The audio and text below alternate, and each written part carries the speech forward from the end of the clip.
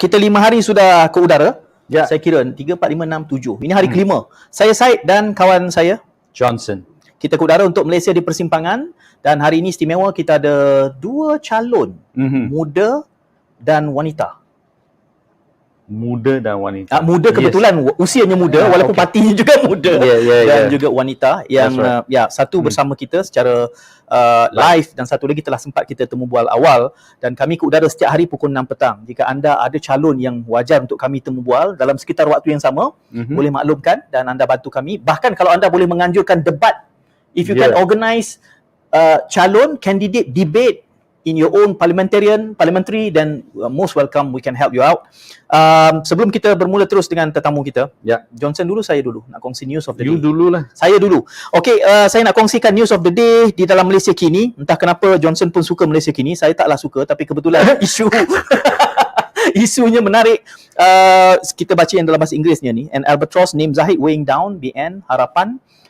Share the screen. Ya, boleh kita kongsikan? Saya belum kongsikan ya. Saya sudah kongsi. Itu dia. Jadi ini berikutan beberapa pandangan balas ya. Bahkan kalau ikut beberapa hari yang lalu, ada ura-ura mengatakan sudah ada pakatan di antara Zahid dan Anwar. Bererti untuk menjadikan Anwar Perdana Menteri, sudah pun ada pakatan. Dinafikan oleh Anwar. Setakat ini saya baca Datuk Seri Anwar sudah menafikan. Zahid belum secara rasmi. Tetapi ini adalah merupakan, biasalah, perkara ini akan timbul selalu. Dan bahkan dalam artikel ini juga membicarakan tentang cerita tentang Zahid dan Anwar combo ini sebenarnya sudah lama. Jadi yang sama ada betul atau tidak, kita akan tengok nanti. But it's come up again because Dr. Mahathir has repeated it again, right? Itu dah dijangkakan. Okay. So there's another interesting piece of news. PKR candidates have already declared assets. But Anwar's assets still not declared yet. So this is something we talked about over the last few days, right? And it's very interesting. The whole party or most of the candidates have declared, but the president himself have not. So what does that mean? Tak apa, kita masih menantikan, dan kita ingin mengasuh rakyat menggesa. Kerana kita kata kalau ada calon yang tidak declare asset, maka kita tidak perlu undi calon itu. Jadi tadi kita bersama tetamu, sebelum ini pun kita membincangkan, Tian Chua mengatakan hanya perlu declare selepas menang. Legalistic city juga. Jadi apapun itu tuntutan kita sebagai pengundi, terpulang hak masing-masing. Cumanya ada parti yang belum lagi mengatakan PAS kita tunggu. Bila PAS ingin declare, Rasuah Busters C4 kata mesti. UMNO belum. Akram Shah Akram setuju, tetapi dia menyebut bahawa beberapa parti di dalam GTA belum tentu akan mengemukakan deklarasi aset, dan setengahnya adalah komitmen peribadi calon, tetapi parti adakah dia akan membuat itu sebagai satu gagasan bersama ataupun calon-calon tertentu. Tapi hak kita, Johnson, kita sebagai pengundi, saya di Titiwangsa, saya menggesa kalau calon di parlimen saya tidak declare aset, maka mereka tidak akan mendapat undi saya. I think corruption has become a very, very bad culture in our country, and it's so serious. It's killing our economy, and you know, it's just causing so many problems. And this should be a major issue, isn't it? And the politicians should understand and show their sincerity. If they want to offer themselves as candidates, they should declare their assets. Betul, itu tuntutan kita sebagai pengundi yang bijak. Kalau kita ingin kekal menjadi pengundi yang bijak lah. Kita tak mau jadi pengundi yang dicucuk hidung. Dan itu niat kami di dalam Malaysia di Persimpangan. Tetamu kita yang akan hadir secara live, dia kata dia belum solat asar. Jadi kita segera dengan Cikgu Rahayu. Cikgu Rahayu, what are you? Cikgu Rahayu, Assalamualaikum. Cikgu apa khabar?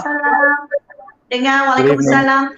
Tapi saya kena maklumkan yang internet saya di Tanjung Karang ni tak berapa stable. Tak apa, kalau gitu cikgu kena menang dan pastikan stable selepas ini. Itu jadi manifesto. Cikgu Rahayu calon nombor 4 di Parlimen Tanjung Karang. Kita lihat sedikit Suhaili, senarai nama berapa? Ada 5 calon, 5 penjuru di situ. Lanto Brotherhood Muhammad Rosni, Kapten Zulkifli, Cikgu Rahayu sendiri, dan juga Datuk Hajah Abibah. Jadi cikgu sendiri dikenali sebagai Cikgu Rahayu, partinya muda pula, penjurunya ada 5. Apa peluang untuk menang bagi Cikgu Rahayu? Peluang untuk menang tu sebabnya saya rasa lah.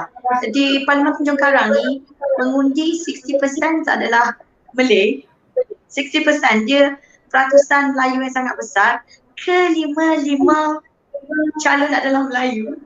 So mungkinlah kalau kita buat a simple equation kan, mungkin dia akan bahagi kepada 5 ni. But I think dia masih ada lah siapa yang dapat tarikan undi new voters 18, 19, 20 tahun kan, 21 tahun. Lepas tu undi non-Malay and mungkin juga undi outside voters. Maksudnya warga Tanjung Karang tetapi yang bekerja di luar. So dia exposed to national issues. Bukan hanya kepada local issue saja. So that's among the things that we need to look into. So because saya dah letak kaki saya sebelah dalam pilihan raya, I'm not going to say that I might not get a fair chance. I'm going to say that selagi mana kita berusaha, insyaAllah there will be ways and there will be chance. And I think with Barisan Nasional not fielding their incumbents before this, right?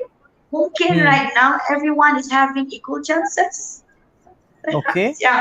Itu apa, meletakkan harapan yang baik. Johnson ingin bertanya dengan Cikgu Rahayu, sila. Yeah. I was just looking. All your opponents are men. Are you the only female candidate? No, there's another female candidate from Barisan Nasional that they fielded, yes. Yeah. You're right. So what do you think? Do you think the fact that you are a woman candidate, does that work in your favor or no? I hope it work in my favor because I hear it from the candidate from Barisan Nasional. She said that because they were deciding Tanjung Karang seat very last minutes, right? And they said that they will hope that Barisan Nasional might field women as well in Tanjung Karang after they saw Muda fielded women in Tanjung Karang. But to be honest with everyone, right, Muda did not field me because I'm a woman. But as you guys can see that in our party in Muda, we don't have wings. We don't have women's wing. We don't have youth wing. Everyone is equal. And I submitted my form to be a candidate just like every other people. We went through interview process and everything. So I want to believe, and I sincerely believe that I'm chosen not because I'm a woman, but I'm an equal how to say Malaysian who can offer ourselves to run. And all this while in Tanjung Karang, women are seen as missionary. I don't think it's only in Tanjung Karang but everywhere else.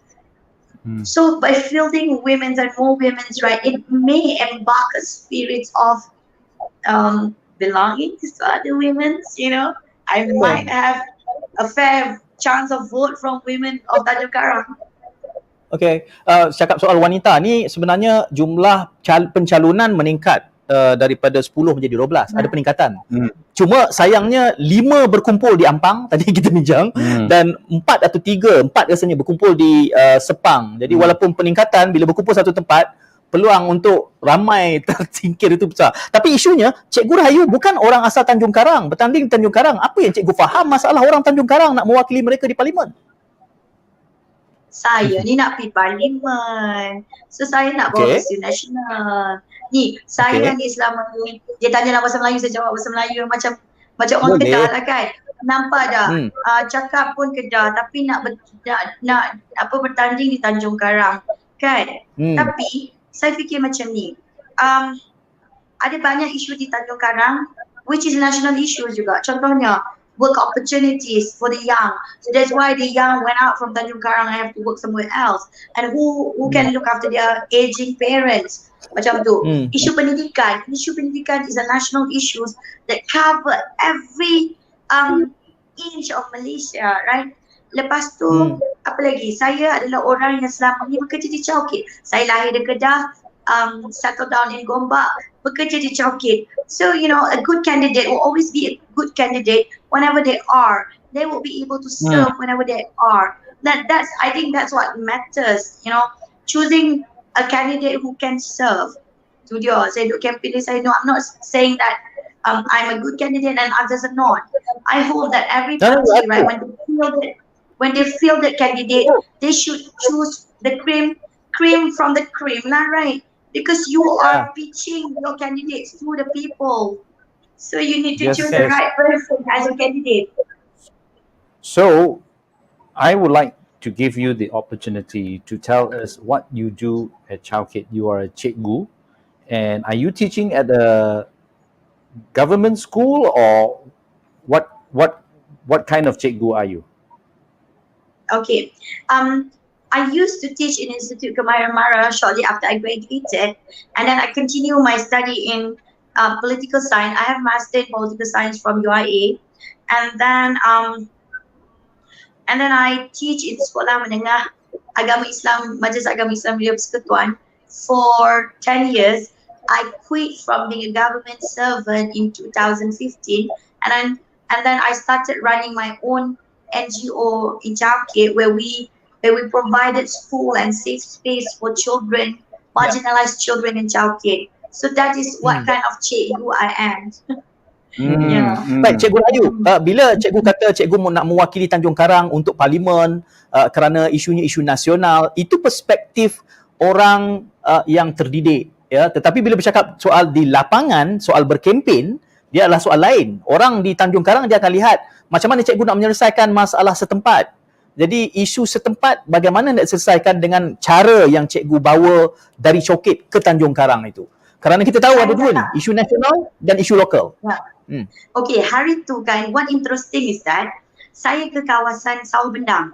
So saya pergi pukul 10. Saya pergi pukul 10 sebab saya tahu trend dia, abah saya pun orang buat sawah. Pukul 7 dia akan ada di sawah, pukul 10 dia akan ada di kedai kopi. So waktu pukul 10 saya ke kedai kopi di satu kawasan sawah, dan bila saya duduk bercakap dengan pesawah tu, saya tanya what is your problem and everything.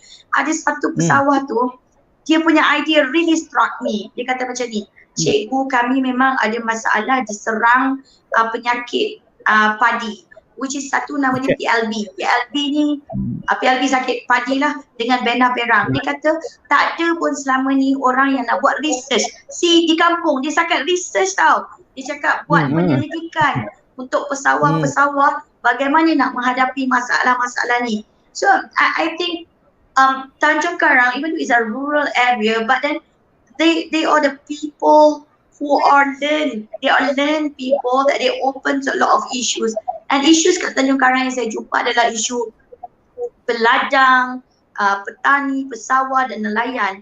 And ini adalah local issues yang I will address that, and issues of unemployment. And then at the same time, bila saya jumpa dengan mereka semua, I've told them why education is important, why your children healthy meals provided by the school is very important.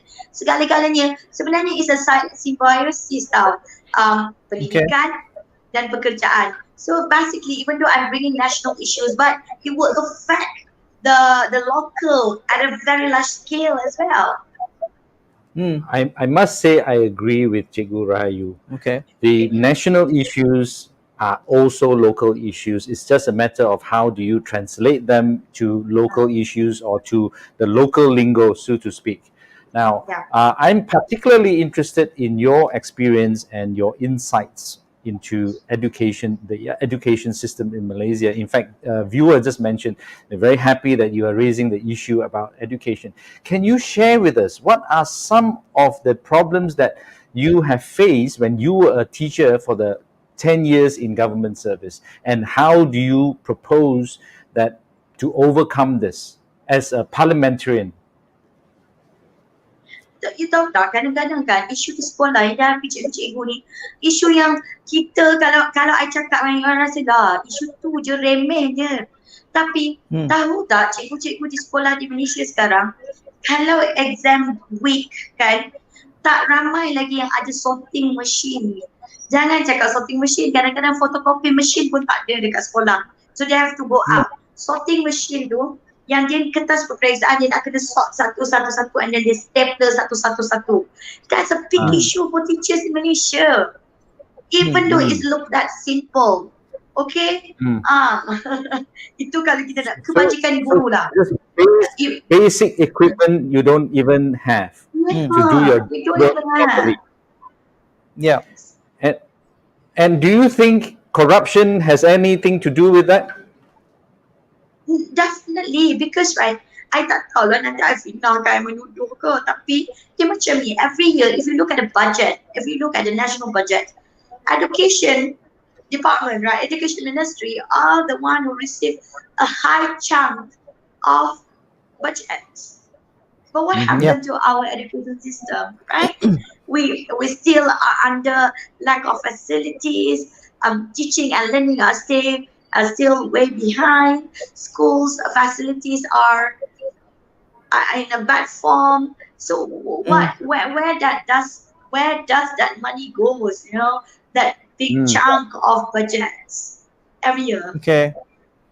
Cikgu, saya lihat kepada data 2018 undi di Parlimen Tanjung Karang pecah kepada 3 dan majoritinya adalah sekitar 1,900. Tetapi selepas itu dengan undi 18 dan undi automatik, kini pengundi baru bertambah sebanyak 13,800. Kalau dahulu majoriti hanya 2,000, ini pertambahan 30% daripada jumlah keseluruhan dan pecah kepada 5 penjuru. Jadi apa strategi cikgu untuk yang muda dan baru ni, 13,800 ini? Strategi saya, walaupun kan saya malu lah nak cakap kan dalam muda ni sebab saya orang tua. Saya tua. Tapi I have to follow the trend of the young lah. You know lah the trend of the young kan. And it's proven. Dulu saya malu juga nak buat TikTok saya sendiri sebab saya takut nanti orang akan cakap, "Makcik tolong pulang ke Facebook, Makcik." I'm so afraid of that. But after a series of TikTok, I understand now the power of TikTok. You know, masa saya pergi walkabout sekitar Tanjung Karang, saya kenalkan diri. Nama saya Cikgu Rahayu. And then suddenly people would say, "I know you, I watch your video." And I was like, oh. So, kempen yang sebegitu, Tanjung Karang ni besar. Saya orang baru di sini. Nak cover dalam masa 2 minggu kawasan yang besar, nak cari pengundi muda. I don't know their whereabouts, but I can use my TikTok. It travel very fast in WhatsApp. So that is how I think saya boleh bersoal kenal dengan saya punya pengundi yang akan mengundi saya. That is how I plan to pitch to the young in Tanjung Karang and to the people in Tanjung Karang. My pitching will be done through my social media and videos, I think. Cuma cikgu, dapatannya sehingga ke hari ini, walaupun kita sudah penamaan calon berapa hari? Sabtu, Ahad, Isnin, 3 hari. Rata-ratanya bila kami menemubal mengatakan suasana masih sejuk. Malah generasi muda dikatakan masih apatis. Ramai juga yang kata tak nak turun sebab siapa pun menang sama aja. Jadi macam mana kita nak instigate minat itu dalam kalangan khususnya generasi muda? In particular Tanjung Karang ni sebab 13,800 dan majoriti dulu hanya 1,900. 13,000 ni kan, macam mana nak mujuk diorang tu kan. I did make a lot of video lah. Dan saya rasa ada satu benda yang membantu, di mana kita dah ada undang-undang anti lompat parti tu kan. At least benda tu bila kita berjumpa dan orang tanya, "Cikgu, nanti kalau cikgu menang, cikgu tak lompat-lompat ke?" Saya kata kita dah ada anti lompat parti. Kalau saya nak lompat, saya kena convince semua orang daripada parti saya. Benda tu bukan mudah. Dia macam tu. So itu salah satu penyejuk hati lah untuk semua orang. Which is I think is very good, is very timely. Because you really need to honor your voters lah. Saya tengok ada banyak informal punya survey di Twitter kan yang I think a lot of people are doing that right now. Siapakah yang anda akan mengundi? So dia letak kat situ parti, calon, tak kisah apa lagi kan. Most of the survey questions that I look at different people use, ramai yang tulis parti. Macam tu. Dan muda masih baru. Ini adalah merupakan penampilan debut kepada muda. Itu satu menjadi cabaran, termasuk juga Pejuang. Dan Pejuang menampilkan Lando Brotherhood. Jadi saya rasa dalam konteks Lando Brotherhood ni kira taiko lah dalam baiki jalan raya ni. I was very curious. What is Lando Brotherhood? Apa itulah maksud tu? Mungkin cikgu boleh komen calon-calon yang lain, Pejuang, Bebas, Barisan Nasional dan juga Perikatan. Saya tetap rasa yang everyone has fair share, equal share. Sebab dia macam kita. Saya selalu bercakap, I think if you both listen to the way I speak, kan, you guys can really jump to conclusions that I'm a little bit of an idealist person, right? Because I think I want to go to this election to pitch to the people of the work that I can do rather than talking bad about my opponent. Macam tu. Ada orang cakap dengan saya, cikgu, you kena cakap, dia orang dah pegang selama 6 penggal tapi tak boleh buat apa. Because I think it's not fair for others to say that. I think that dia dah pegang 6 penggal, mesti ada benda yang dia dah buat, but then mungkin kena ada penambahbaikan lagi. Now is the time that we choose candidate yang akan bawa banyak penambahbaikan, and then we need to choose a good candidate that can somehow, macam you guys kata tadi kan, declare the assets and everything. I submitted to the party already to declare my asset. I submitted. And then suddenly, dia orang pulangkan kat I balik sebab I tak isi KWSP. I tak sangka my KWSP is my harta. I forgot that. Because I don't money. So maksudnya parti tengok dia kata, maksudnya parti tengok dia kata, oh ni Cikgu Rahayu ni ada harta belum isytihar. KWSP. Okay, Cikgu Rahayu. I hope I'm not presumptuous, but I presume this is the first time you are joining politics. May I ask why you joined? Yes. May I ask why you joined Muda? There are so many options out there. There are 3-4 major options, right? PH, BN, PN, and also GTA. Why Muda? I might. Yes, I have to admit that I've never joined any political party, no. But I don't think politics is somewhat alien to me. My degree was in political science. My master is in political science as well. Only that I always see politics as larger than political party. I saw politics as life. It's affect livelihood of the people. So that's why I work as an activist on the ground, working with people. But when I work with people on the ground, right, especially children, I saw that there's things that can only be changed through policy making. That is why, right, when Parti Muda approaches me, not Parti Muda lah, it was YB Saisading and YB Amira Aisyah who come and approach me with the idea, cikgu, we need new young faces and everything. And of course, I learn as well about different party. And if my parents are watching, right, I think the closest party that I want to that I think I want to join is the AP. But since I'm Kedahan, might be my parents would disown me from joining the AP, because the sentiment in my kampung is that the AP is not, is anti-Malay. You know, things like that. But I've been telling that is a good party that I want to join. But since Muda came with the idea of multiracials and everything, right, I think this is a party that I want to fight. I want to fight with. So that's why it's Muda. And after all, it's democracy. You can choose. Yes. So now that you mentioned that you were actually thinking of joining the AP, I think I can roughly guess where your ideology lies, right? Yeah. So you believe in the idea of meritocracy for Malaysia? Yeah. Over what? Malaysian. For all Malaysians. So when we appoint somebody or elect somebody, it shouldn't be because of their race, but it's because of their integrity, because of their competence or their vision. Yes. It should be that way. Excellent. Alright. Johnson dia suka bertanya soalan itu daripada tadi. Cumanya dalam hal kepimpinan Melayu ni, Johnson, pada hemat saya rasa meritokrasi itu tidak berlaku intra-etnik. Di dalam kepimpinan Melayu, dalam parti Melayu sendiri, meritokrasi itu tidak berlaku. Kerana itu kita ada kebablasan, kita ada kelemahan di dalam kepimpinan kerana warlord ini feudalistic jadinya. Okay, we have to let her go. Kita janji dengan dia 6.30. All the best, cikgu. Kalau kami buat debat untuk Tanjung Karang, bersetuju ya cikgu datang dengan calon-calon lain kita buat. Bring it on! I want to see who this Lando Brotherhood. Oh, you'll be surprised. We'll try to get Lando Brotherhood later on kalau dia sudi untuk datang. Kesudian Cikgu Rahayu hadir di sini sangat kami hargai. All the best. Yes. Satu percubaan yang baru. Jadi kita jumpa lagi insya-Allah. I hope to see you in the Dewan Rakyat. Boleh. Kita doa. InsyaAllah. Pray for me. Sedang dan sentiasa. Okay? Bye-bye. Kita masih ada tetamu kita yang kedua yang telah pun kita temu bual lebih awal kerana beliau tidak dapat menyertai kita secara live pada pukul 6 tapi kita tidak edit bahannya, cuma ada internet ada sesekali terganggu sikit lah. Namun begitu masalah. Saya kira gist-nya tak terganggu, masih kita boleh terima. Tapi kita nak kongsi dulu seperti mana biasa video rasuah Busters. Yes.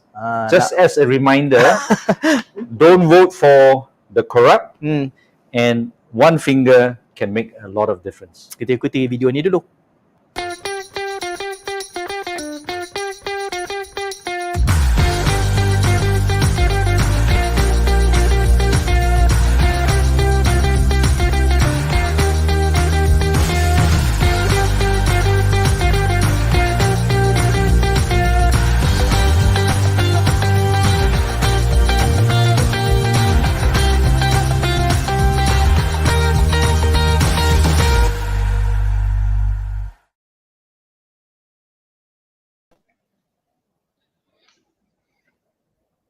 Okey, untuk sesi pada petang ini kita mengambil kesempatan menemu bual secara rakaman dahulu.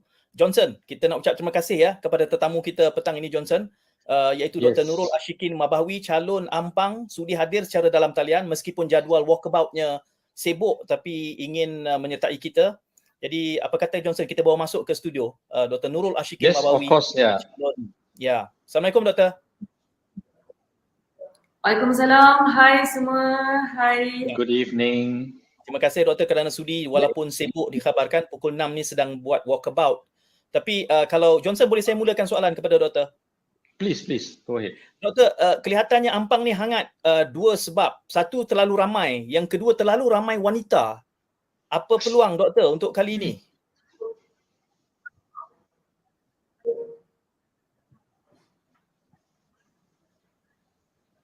Apa peluang untuk kali ni Okay. Memang betul persaingan di Ampang ni sangat sengit.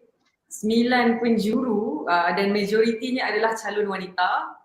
Dan kalau kita tengok secara tradisinya memang Ampang ni diwakili oleh wakil rakyat wanita.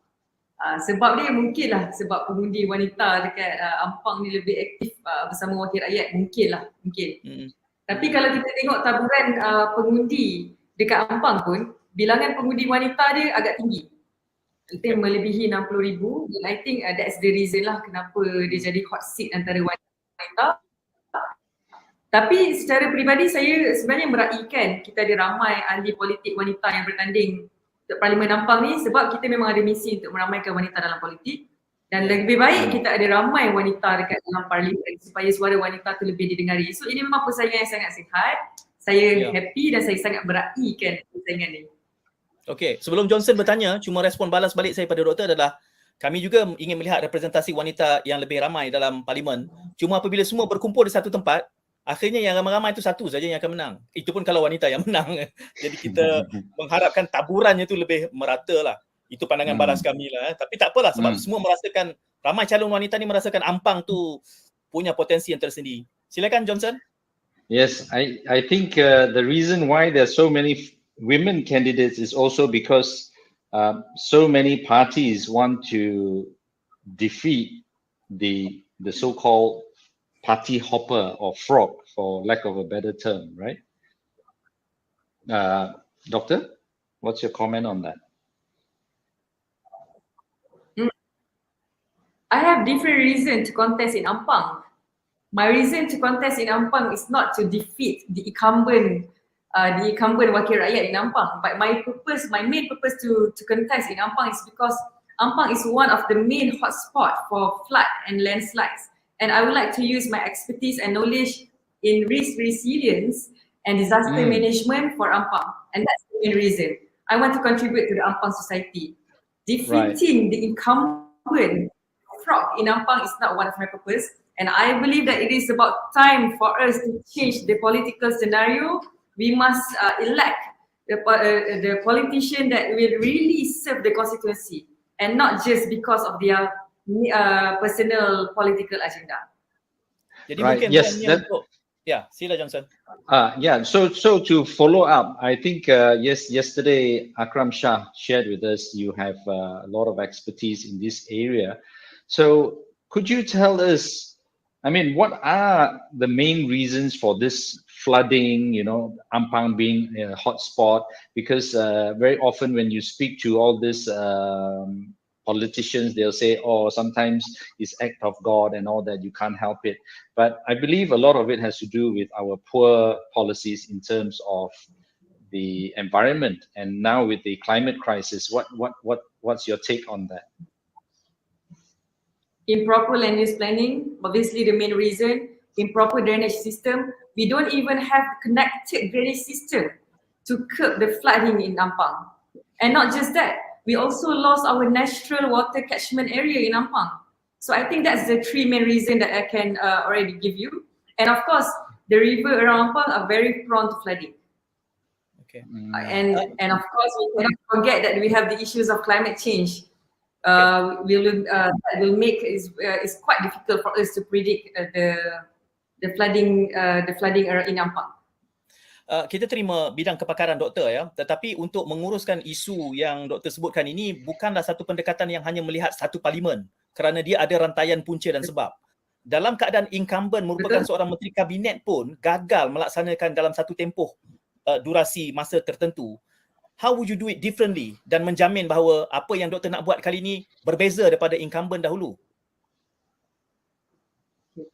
Sewaktu saya buat kajian mengenai pengurusan bencana sewaktu saya di Jepun, dan benda ni bukanlah hanya terhad kepada sewaktu saya buat kajian bencana alam, tapi waktu saya terlibat dalam kajian perancangan bandar dan wilayah.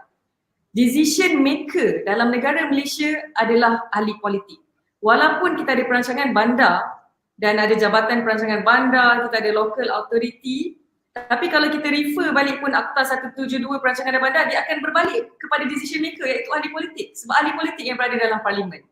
So in order for us to change something, I have to be in the system. Memanglah saya nak bawa agenda-agenda perancangan bandar, agenda-agenda disaster risk resilience, but kalau saya tak ada dalam sistem tu untuk bawa perkara-perkara perubahan itu ke dalam parlimen, dia akan sukar. In the end, kita perlukan suara yang lebih lantang di parlimen. Sebagai contoh, saya selalu cakap mengenai pindaan arahan nombor 20, iaitu satu direktif executive order daripada Pejabat Perdana Menteri untuk kita menguruskan bencana alam dekat Malaysia. It is just a written executive order dan dia akan activate bila kita declare ada bencana.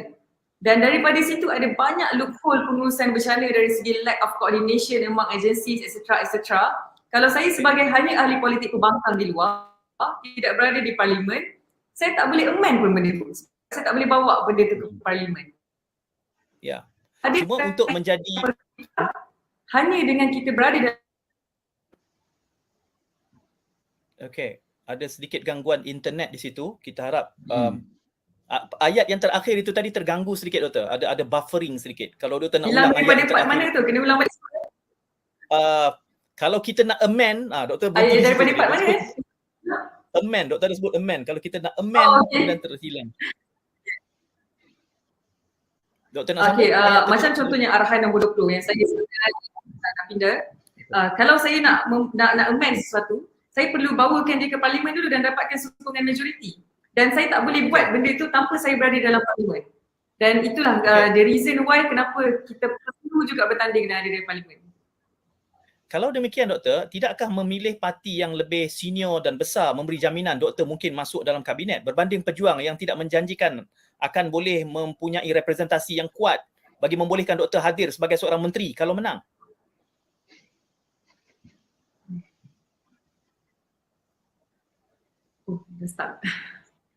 Doktor tangkap ke soalan saya tadi? Dah boleh? Boleh. Dapat tangkap. Cuma dia sangkut. Ya, boleh, Okay. silakan. Ini soalan selalu orang bagi saya. Kenapa Pejuang, parti yang kecil, sedangkan kita nak buat pelbagai agenda yang saya nak buat. Pertama, ada dua sentimen. Orang kata ada pengundi yang akan mengundi mengikut calon, ada pengundi yang akan mengundi mengikut parti. Ya. Dan jika mereka tidak mahu memilih Pejuang sekalipun, saya harap mereka nilai saya punya background dan juga kepakaran saya dan undilah berdasarkan calon. Dan kenapa Pejuang? Parti yang lama yang dah well established seperti Barisan Nasional terpalit dengan isu rasuah. Walaupun ada perkara yang saya nak bawa kepada parlimen, ada perkara yang saya nak bentangkan kepada rakyat, tidaklah bermaksud saya perlu calarkan integriti saya dan bersama dengan satu parti yang memang terpalit dengan isu rasuah, yang pemimpin-pemimpin dia tidak bersih. Regardless apa yang kita nak capai sekalipun, integriti saya sebagai seorang pemimpin yang bebas rasuah, yang itu saya perlu letakkan nombor satu. Okay, then why not join PKR or Amanah, be part of PH?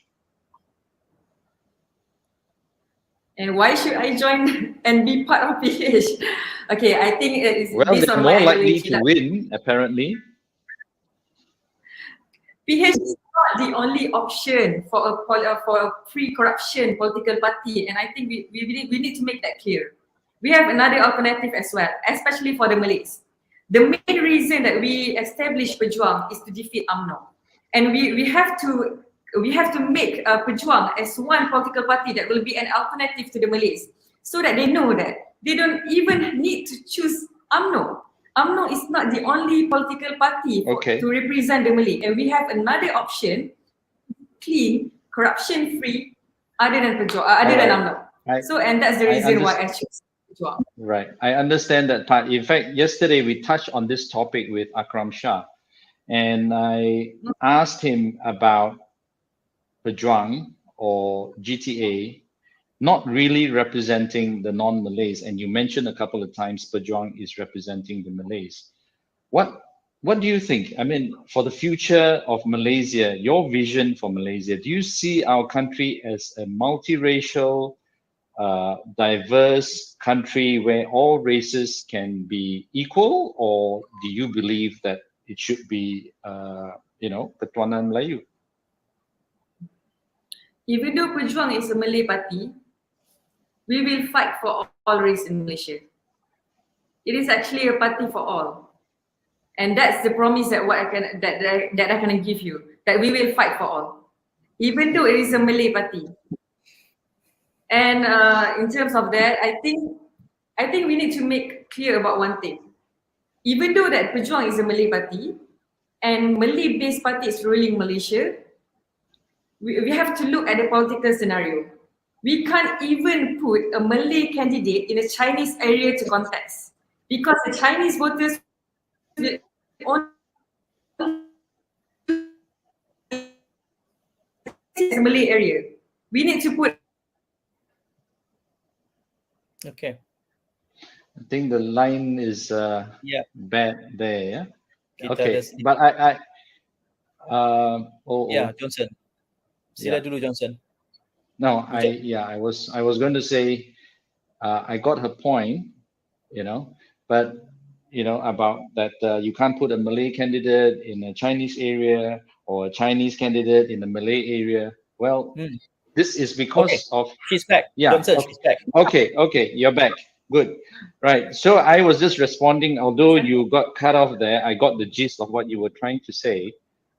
So, I mean, the fact that you cannot put a Malay candidate in a Chinese area or a Chinese area in a Chinese in a Malay area, that in itself shows there's something wrong with our system. First of all, why are the constituencies, the lines drawn like that? Is because there's something, some people are trying to manipulate the lines, right?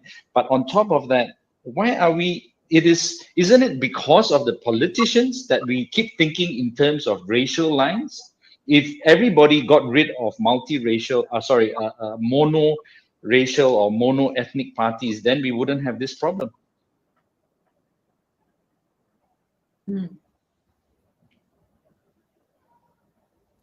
I think the main reason is that because we don't assimilate to the majority race in Malaysia, which is the Malay.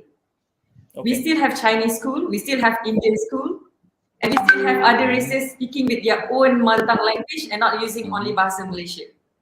Okay. We don't assimilate well. Maybe one day, I don't know when everyone can assimilate with one culture, one language, one school, maybe during that time we can, somehow break through with the normal political scenario that we are in right now. Okay, itu akan memerlukan, ya doktor, itu akan memerlukan perdebatan. Mungkin saya doakan doktor menang, lepas nanti saya nak berdebat lebih lanjut tentang itu kerana doktor mewakili pejuang. Tapi saya nak kait poin tentang pejuang, tentang pilihan raya ini dengan hujah doktor bahawa you can offer better service because Ampang is an area where prone to have flash flood and also tanah runtuh. Now, dulu incumbent juga bagi saya isu ini berkait sangat besar kepada bidang kuasa PBT, keberkesanan PBT. Kerana PBT lah sebenarnya yang bertanggungjawab dalam lokaliti masing-masing. Dan saya bercakap tentang Ampang. Dulu incumbent sebelum dia menyertai ataupun melompat, dia menjanjikan akan ada pilihan raya PBT. Tetapi sejurus dia melompat dan berada di dalam alignment Melayu, pilihan raya PBT tidak mahu dilakukan. Jadi apa pendirian doktor terhadap pilihan raya PBT yang sebenarnya kunci yang betul-betul boleh menyelesaikan masalah yang doktor bangkitkan tadi? Apa sikap doktor terhadap pilihan raya PBT? Semalam saya ke Taman Kosas. Sebab apa? Sebab Taman Kosas banjir. Dan ikut apa yang penduduk katakan saya, dah 10 tahun Taman Kosas akan banjir setiap kali hujan lebat. Dan kenapa sampai tempoh 10 tahun masih lagi penduduk tu kena berhadapan dengan banjir dan perlu rasa takut setiap kali hujan turun? The reason why, sebab kita punya sistem pengurusan bencana dekat negara Malaysia ni, kita ada masalah koordinasi antara federal, state dan juga local authority lah. Dari segi, waktu saya buat kajian tu, kita nilai dari segi peringkat persekutuan, negeri, tempatan, semua ada masalah. Dia tak ada koordinasi. Even lah kalau satu projek dah dimension pun dalam rancangan fizikal negara, kita akan wujudkan tempatan banjir. You akan tengok hilang dalam rancangan struktur negeri, tak ada. Sedangkan ini adalah peringkat pembangunan dekat dalam negara kita. From RFN, negara. So berbalik kepada PBT tadi, Taman Kosas semalam, dah ada projek dah pun untuk tebatan banjir dia, tapi ahli majlis tolak. Macam mana ahli majlis boleh sepakat hati menolak projek tebatan banjir untuk Taman Kosas? Sebab itulah saya sebenarnya sambut baik kalau kita ada election di peringkat PBT dengan harapan calon yang benar-benar nak membawa isu setempat tu dipilih. Tetapi idea tentang pilihan raya PBT ini adalah sesuatu yang tabu bagi parti-parti yang berorientasikan kaum. Bererti adakah doktor bersedia mengakui bahawa mungkin pendekatan pada peringkat doktor peribadi tidak semestinya disepakati di peringkat pejuang secara keseluruhannya? Kita pejuang, kita menilai dari segi aspek keseluruhan. Kalau dah melibatkan pentadbiran yang betul-betul mikro sebegini, yang itu pejuang kita tak adalah buat stand. Mesti hanya Malay pula kan. Dia akan dah meletakkan kesejahteraan kawasan itu dahulu. Maksudnya jikalah memang ahli majlis itu yang akan membawa kepada kesejahteraan penduduk itu bukan Melayu, tidak mungkin parti pejuang akan. Baik, saya terima. Ya, sorry Johnson, saya ada soalan susulan tentang itu. Sorry Johnson ya. Kita janji 15 ke 20 minit tapi sebab kita ada kandidat yang sangat bagus, jadi kita perlu tanya lebih lanjut lagi. Doktor ya, minta maaf Johnson. Kerana saya dapati isu yang doktor ingin bawa, saya duduk di Ampang. Cuma saya tidak mengundi di Ampang. Saya mengundi di Titi Wangsa. Tetapi doktor, kita tahu masalah di Ampang ini. Okey. Isu tentang apa yang doktor ingin tangani di Ampang ini sebenarnya tidak boleh terpisah daripada Kuala Lumpur. Ampang sendiri terbahagi pada dua. Saya duduk di Ampang, saya 5, bukan 6. Kerana saya di sebelah sini, MRR2. Dan hal sebegini berkait tentang, sebab itu saya kata bukannya hanya soal kita melihat Ampang. Kita harus lihat teritori yang lebih luas. Tebatan banjir misalnya, ia akan jatuh di bawah Selangor dan Selangor di bawah Kerajaan Pakatan Harapan. Tetapi di KL, kita sudah ada agenda yang kita panggil sebagai KL 2040. Tetapi masalahnya Ampang ini betul-betul berada di borderline yang dipisahkan oleh MR2 itu. Jadi apa juga yang direncanakan untuk Ampang, akan ada kaitan juga dengan Kuala Lumpur. Jadi tempatan banjir di Selangor harus juga mengambil kira puncanya di Lembah Kelang yang bertembung dekat pertembungan convergence of two rivers dekat tengah KL itu. Apa komen doktor tentang agenda KL yang mana akan terkena limpahannya kepada Ampang immediately?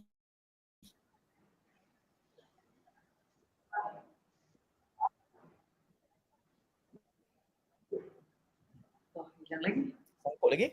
Tersangkut juga. Doktor dapat ke soalan tadi? Doktor juga dapat. Okay. InsyaAllah dapat lah. Dia putus tapi saya rasa dapat. Okay. Apa-apa yang berkaitan dengan pengurusan bencana alam memang akan berkait dengan persempadanan. So bukan hanya konteks Selangor dan juga Kuala Lumpur saja, negeri lain pun sama. Kalau you repair satu daerah lagi ada kaitan dengan sebab apa aliran sungai itu berkait antara satu sama lain. Dan pada saya, kita tengoklah implementasi dia macam mana. Sebab tu dalam setiap kajian pengurusan bencana ni, saya tekankan koordinasi. Dan jikalah memang berjalan apa yang rancangan, masalahnya dekat Malaysia ni rancangan dia sekadar rancangan je, ini kan tak jadi pun. So, kalaulah memang betul-betul jadi, koordinasi yang selalu saya tekankan dalam kajian saya itu saya harap dilaksanakan. So dia akan boleh jadi menyeluruh. Saya bagi contoh, satu projek yang saya rasa saya harap sangat Malaysia akan implement walaupun dia akan memerlukan satu investment yang besar adalah high standard levy. Ini memang kajian saya sewaktu dekat Jepun. Dia adalah satu projek tempatan banjir yang panjang. Dia selesaikan bukan sekadar Tokyo tapi Saitama sekali. Hilang terus banjir. Dia akan jadi sama lah macam kes Ampang dan juga Kuala Lumpur ni. You selesaikan dekat one area, limpahan itu akan selesai daripada kawasan lain. Tapi political will is very important. Kalau ahli parlimen dekat kawasan Kuala Lumpur tu tak berminat, tak ada political will, why not bagi ahli parlimen dekat Ampang tu untuk bawa benda ni ke atas, mendesak baru projek tu jalan. Okay. So semua, Okay. KL Selangor. Alright. You're talking about implementation and coordination between the different government agencies at the national and the state and the local. I think there is something underlying all that which we hardly ever speak about. And just now you mentioned something that caught my ear. You said at the local level, it's okay lah, we don't have to look at it in terms of race, just whoever can do the job, let them do the job. Now, before I ask my question, I want to ask you this specifically because you are a young aspiring politician and I am looking forward to new blood coming into politics in our country, hopefully bringing a vision that is for all Malaysians. So you're saying at the local level that it's okay, doesn't matter what race it is. So are you saying that at the top level, Prime Minister or Deputy Prime Minister, we shouldn't have a non-Malay? Sorry again? So in your mind, is it acceptable to you to have a non-Malay one day to be the Prime Minister? Just for example, like Barack Obama, a black man in America becoming the president. Do you think it is acceptable in Malaysia that one day a non-Malay could be the Prime Minister? To answer that question, first I need to enlighten your previous question first. The reason that why I give you the previous answer is that when you ask me, what if someone is very good and contest in the local council, PBT area? If we don't have any other candidate other than the very good person that can somehow solve the issues of the local area, why not we choose that person?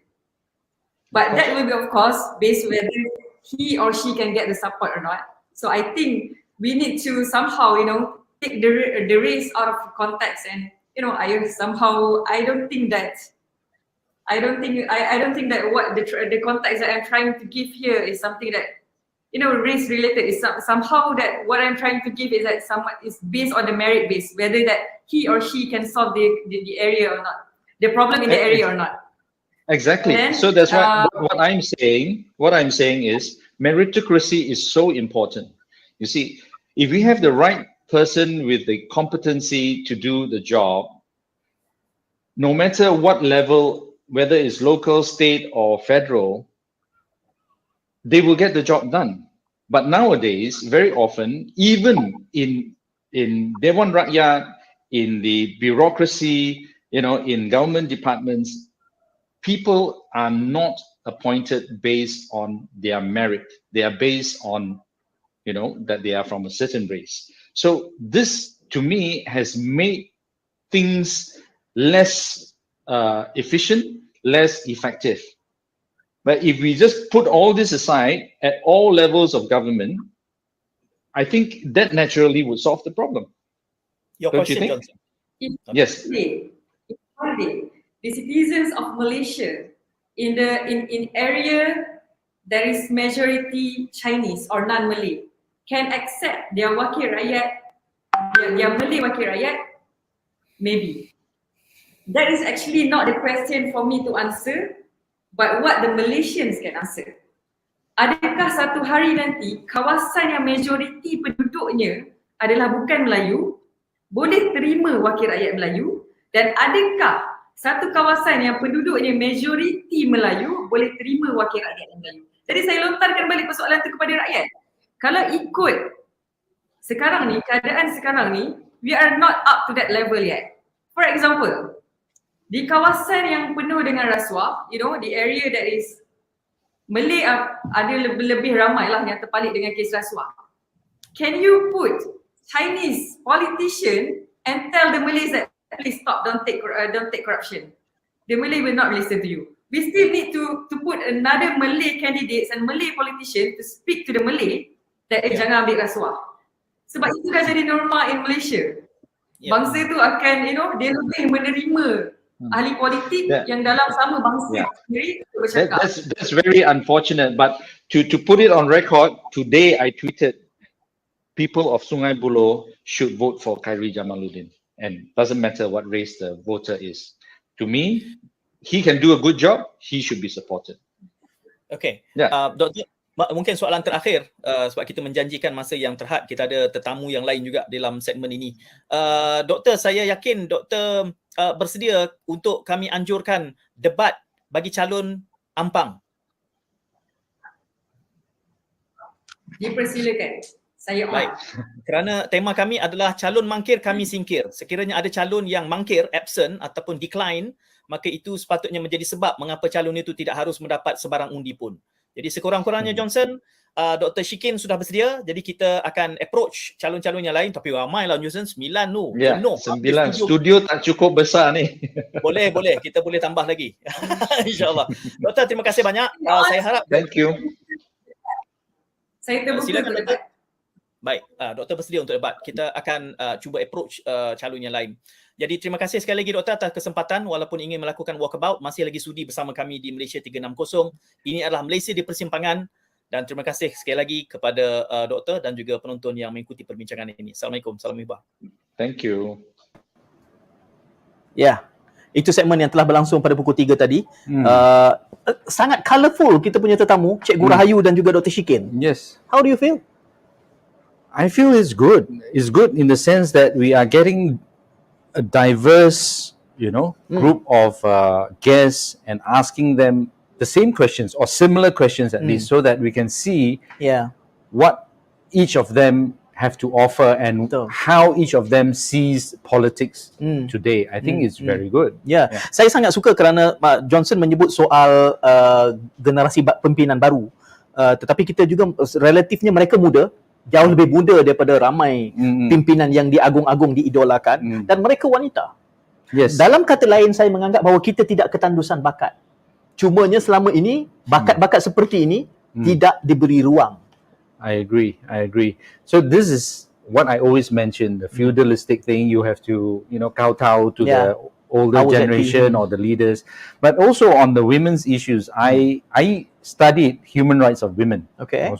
And I was really enlightened, when I studied that. And I think the solution to a lot of our problems will actually come from women leaders. Saya cenderung untuk setuju. Saya pun ada sebutkan sebelum ini bahawa Ireland, bila mereka berdepan dengan kemelut ekonomi, yang menyelamatkan adalah Perdana Menteri wanita, Menteri Keuangan dan Governor Bank Semuanya wanita. Jadi mereka boleh keluar. Bererti somehow kepimpinan wanita ni mungkin mereka lebih meticulous, agaknya lebih berhati-hati berbanding playful man bila menjadi menteri. Agaknya lah. Saya tak pasti. Tapi saya setuju. Cuma masalah di Malaysia, bahkan di seluruh dunia, sama juga macam saya sebut tadi, meritokrasi masih memain peranan di dalam gender itu. Supaya wanita yang naik adalah wanita yang benar-benar berkebolehan. Kita tengok hari ini saja ada 2 wanita yang sebenarnya bagus. Tapi adakah mereka mendapat ruang nanti di dalam patriarki sistem? Itu cabaran yang lebih besar. That's a different question. Yes, that's right. Okey, jadi kami juga mengalu-alukan kalau ada saranan daripada anda, siapa lagi yang kita nak temu bual, kita boleh dedikasikan seluruh 24 jam sehari agaknya. Bila-bila saja anda dapatkan masa untuk menemani calon, bahkan kalau anda boleh mengendalikan debat calon parlimen masing-masing. Kita akan bantu untuk bagaimana mengurus, kendalikan itu dan laksanakan di peringkat masing-masing. More than that, I think the viewers would love to see a debate between the candidates for Perdana Menteri, Prime Minister. Betul. Right? So that is a big question mark whether we can get Mahathir Mohamad, Anwar Ibrahim, Ismail Sabri and Muhyiddin Yassin to come in. That would be really fantastic. Saya yakin banyak platform yang cuba ingin buat, ramai yang sudah mula approach. Tapi siapa pun yang dapat, kami di Malaysia 360 akan terus mendukung kerana semangat kita adalah beyond political parties. Kita ingin melihat perubahan dalam pentas politik tanah air, bukan hanya melihat soal parti itulah juga. Betul. Kita ingin bakat-bakat baru naik. Shall we share with our viewers who will be on tomorrow? Oh ya. Siapa besok?